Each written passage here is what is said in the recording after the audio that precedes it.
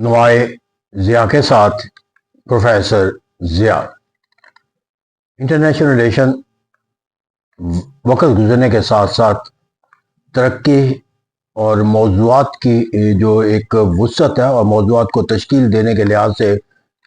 जो असूल और ज़वाबित का तश्कील पा जाना है, उनके नतीजे के अंदर इंटरनेशनल रिलेशन को एक सेपरेट डिसिप्लिन का दर्जा दे दिया गया।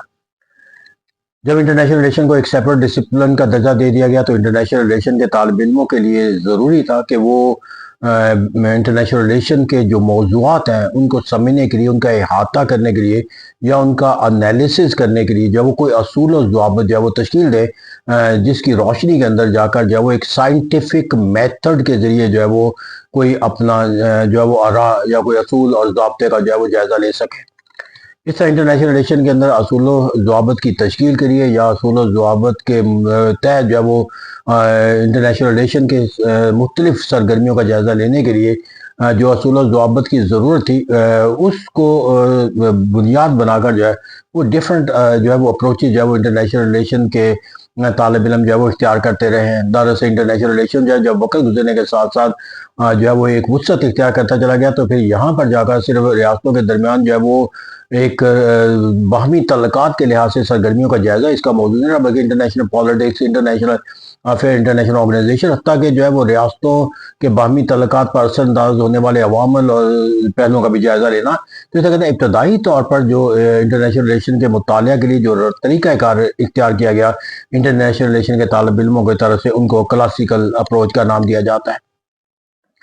क्लासिकल अप्रोच को अगर हम असूल और ज़वाबित की रोशनी में समझना चाहें तो कहा जा सकता है कि ये एक ऐसा तरीक़ाकार है जिसके अंदर इंटरनेशनल रिलेशन का तालिब इल्म अपने मौज़ूआत को समझने के लिए, अपने मौज़ूआत से मुतल्लिक़ जो है वो कोई राय देने के लिए, एनालिसिस करने के लिए फ़िलासफ़िकल जो प्रिंसिपल्स तश्कील पा चुके हैं उनसे रहनुमाई हासिल करता है, या वो तारीख़ के अंदर होने वाले जो वाक़यात हैं या तारीख़ के अंदर होने वाली जो सरगर्मियाँ हैं उसको बुनियाद बनाकर वो कोई एनालिसिस करता था, या कानून जो ज़ाब्ते थे उसकी रोशनी के अंदर रियासतों के दरमियान तल्लुकात का जो है वो जायज़ा ऐसा फ़िलासफ़िकल सोर्स होता था, या हिस्ट्री एक सोर्स बन जाती थी, या कानून, या इन तीनों को एक हम कह सकते हैं कि एट ए टाइम जो है वो एक क्लासिकल अप्रोच का एक तालिब इल्म जो है वो इंटरनेशनल रिलेशन के मुतालिया के लिए अपनी सोच और फ़िक्र का ज़ाविया बनाने की बुनियाद जो है वो करार देता था। लेकिन वक्त गुजरने के साथ साथ जो है वो क्लासिकल अप्रोच के तहत जो है वो बैनुल अक़वामी जो तल्लुकात के मौज़ूआत हैं उनके दस्तखत करना, उनकी वज़ाहत करना या उसका तज़िया करना जो है वो मुश्किल होता चला गया, क्योंकि वक्त गुजरने के साथ साथ इंटरनेशनल रिलेशन जो है वो अपने एक सेपरेट डिसिप्लिन के साथ जो है वो दीगर जो डिसिप्लिन थे उनसे मुंसलिक होती चली गई। जैसे हमने कहा कि इंटरनेशनल पॉलिटिक्स, इंटरनेशनल अफेयर्स और इसी तरह दीगर अलूम जो है वो इसका हिस्सा बनते चले गए। तो इसलिए इसके मुतालिया के लिए जो एक तरीक़ाकार है क्लासिकल अप्रोच के साथ जो है नई सोच और फ़िक्र ने तश्कील दिया, जिसको साइंटिफिक अप्रोच का नाम दिया गया। अब जो साइंटिफिक अप्रोच है बुनियादी तौर पर इसके अंदर ये कहा गया कि लॉजिकल कंक्लूजन जो होना चाहिए, और जो एक मैथमेटिकल जो है वो आपके पास जो है वो एनालिसिस का कोई प्रिंसिपल जो है वो होना चाहिए। वज़े अक्लो दानिश फ़हम फराज, यानी कि रीज़न और दलाइल के मुताबिक जो है वो बात का कोई कंक्लूजन जो है वो निकाला जाए, या वो मैथमेटिकल कैलकुलेशन हो, यानी हालात और वाक़यात का एक ऐसा तज़िया मौजूद हो जो एक साइंटिफिक के तौर पे लिया जा सके, जिस तरह मैथमेटिकल प्रिंसिपल के तौर पर लेते हैं। लेकिन यहाँ पर जाकर जो है और इसके लिए कहा गया कि फिर एक जो साइंटिफिक अप्रोच है वो उसी वक्त कायम रह सकती है जब इसके असूल और ज़वाबित को इख्तियार करने के लिए एक मुकम्मल जो है वो प्रोसीजरल जो है वो एक स्ट्रिक्ट प्रोसीजरल जो है कॉन्सेप्ट जो है वो तश्कील पा जाए। तो इसे कहते हैं एक स्ट्रिक्ट प्रोसीजरल जो है वो एक अमल के ज़रिए जो है वो एक बैनुल अक़वामी हालात व वाक़यात, बैनुल अक़वामी असूल व ज़वाबित, इंटरनेशनल अफेयर या इंटर पॉलिटिक्स के जायज़ा लेने के लिए जो तरीक़ाकार इख्तियार किया गया उसको साइंटिफिक अप्रोच का नाम दिया। लेकिन वक्त गुजरने के साथ साथ जो साइंटिफिक अप्रोच के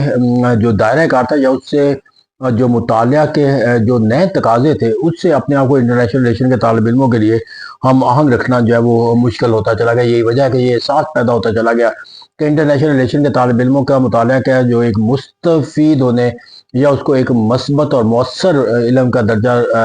पर फायद रखने के लिए जो एक क्लासिकल अप्रोच है, ना वो उसके अगराज़ व मकासद को पाए तकमील पहुँचा सकती है, ना ही तालिब इल्मों के लिए जो है वो एक साइंटिफिक अप्रोच के जो तरीक़ाकार है उसके तहत तमाम हालात व वाक़यात का एक ऐसे तज़िये के तौर पर जो है वो उन्हें इल्म हासिल हो सकता है कि जो एक साइंटिफिक कंक्लूजन का दर्जा जो है वो हासिल कर सके। یہی وجہ تھا کہ ان دونوں اپروچوں کو دیکھتے ہوئے کیپلان نے جو ایک ان کا احاطہ کیا کلاسیکل اپروچ کا اور جو سائنٹیفک اپروچ کا، وہ ایک none of us has achieved such success in these approaches, mean classical approach and the scientific approach, which has the method that has given us the result that could not be read out of the court. تو ایسا کہتے ہیں کہ یہاں پر وہ کہتا ہے کہ ہمیں کوئی جو سائنٹیفک اپروچ ہے یا جو ایک کلاسیکل اپروچ ہے وہ ہمیں ایسے نتیجے اخذ کرنے کہ جو ہے وہ ایک دائرہ کار ہمارے لیے متعین نہیں کر سکتے کہ جس کے اندر کہا جائے کہ جو کنکلوژن ہم نکال لیں گے اس سے باہر جو ہے وہ کوئی دوسرا نتیجہ جو ہے اصول جو ہے وہ تشکیل نہیں دیا جا سکتا۔ اس طرح کہتے ہیں یہاں پر جا کر ہم نے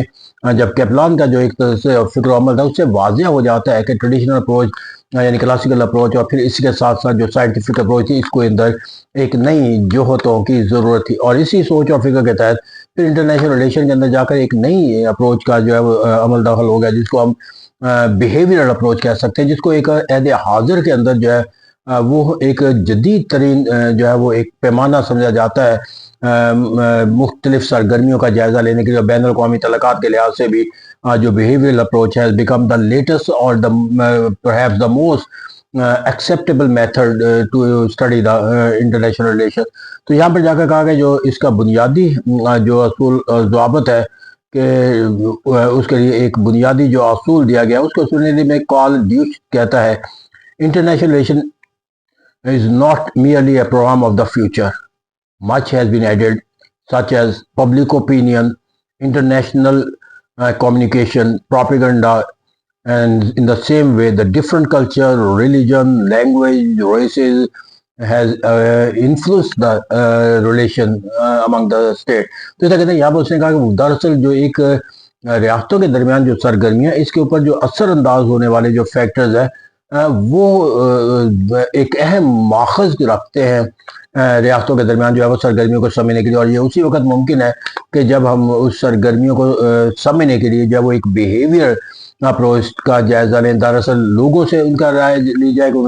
بین الاقوامی تعلقات سے متعلق کیا سوچ و فکر پائی جاتی ہے، اور دوسرا بین الاقوامی تعلقات کے اندر جو پالیسی بنانے والے جو افراد ہیں ان کی سوچ اور فکر کا جو ہے وہ جائزہ لیا جائے، کیونکہ آئیڈیوسنکریٹک ویریبل جو ہے وہ فیصلہ سازی کے اندر جو ہے وہ ایک اہم کردار ادا کرتا ہے۔ تو اس طرح کہا جا سکتا ہے کہ جو انٹرنیشنل ریلیشن کے اندر جو مطالعہ کے اندر جو مختلف ہمیں اپروچز نظر آتی ہے ان میں سے کلاسیکل اپروچ جو ہے وہ ایک قدیم ترین اپروچ ہے، تو ایک ریفارمیٹیو اپروچ کے طور پر جو ہے وہ ہمیں سائنٹیفک اپروچ نظر آتی ہے، اور ایک جدید اپروچ اور میتھڈ کے تحت جو ہے وہ ہمیں بیہیویئر اپروچ نظر آتی ہے، کیونکہ بیہیویئر اپروچ کا بنیادی تصور جو ہے ان حالات و واقعات کا جائزہ لینا ہی مقصود نہیں ہے کہ جو بین الاقوامی تعلقات کے اندر میں جس کی عکاسی ہوتی ہوئی نظر آتی ہے، بلکہ ان حالات و واقعات کو تشکیل دینے والے جو محرکات ہیں اور اس کے اوپر جو نتیجہ اخذ کرنے والے جو عوامل ہیں ان کا بھی جائزہ لیا جائے، کیونکہ انسانی سرگرمیاں جو ترتیب پاتی ہے اس کے اوپر جو ہے وہ گہرے اثرات ہوتے ہیں، کئی ایک عوامل کے جن کو ہم ڈٹرمنٹس کہتے ہیں ہیومن ڈیسیجن میکنگ۔ تو ان تمام پہلوؤں سے جائزہ لے کر جو ہے وہ جو ڈٹرمنٹ کہلاتے ہیں انسانی سوچ اور فکر اور فیصلہ سازی کے اندر اس کی بنیاد پر جو ہے وہ بین الاقوامی تعلقات کو سمجھنے کی کوشش کی جائے۔ تو اس سے کہا جا سکتا ہے کہ انٹرنیشنل ریلیشن نے جو ارتقا کیا اس ارتقا کے اندر اس نے اپنے جو ایک مضمون کی جو افادیت ہے اس کو حالات و واقعات سے آہنگ رکھنے کے لیے جو ہے وہ ایک نئی اور جدت پسندی کا جو تصور ہے اس کو بھی اختیار کر رکھا، اور اسی لیے ہم کلاسیکل اپروچ سے اگر انٹرنیشنل ریلیشن کے تعلقات کا ابتدائی مطالعہ کرنے کا اصول تشکیل پاتے دیکھتے ہیں تو اس کی تبدیلی ہمیں جو وہ سائنٹیفک میتھڈ کے اندر اپروچز کے نظر آتی ہے، اور اب ہم ایک بیہیویئر اپروچ کے تحت بھی ریاستوں کے درمیان سرگرمیوں کا جائزہ لینے کے لیے سرگرم عمل ہے۔ Thank you very much.